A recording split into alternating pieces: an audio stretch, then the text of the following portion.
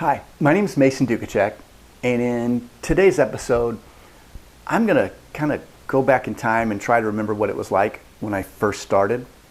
And the reason I'm going to do that is because right now, for a lot of businesses, after having the government shut down a lot of businesses, for even businesses that have been in place for a long time, it feels like a startup.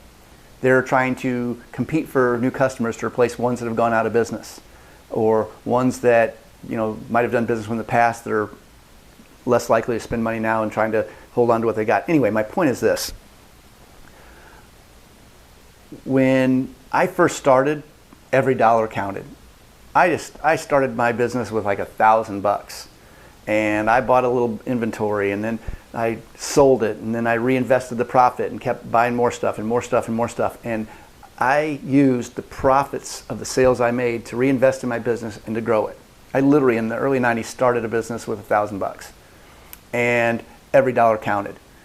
And for the sake of discussion, we'll just call them widgets. But when I remember having money in my account felt good.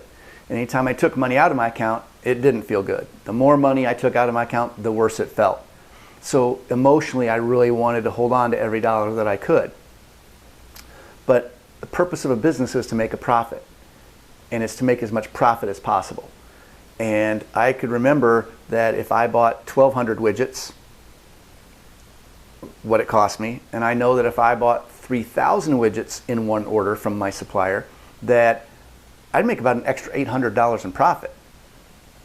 Now, I had to lay out a lot more cash to get 3,000 widgets, but the product wasn't going to expire. I was going to sell it eventually, and $800 in profit was $800 in profit. And every single time I made that decision to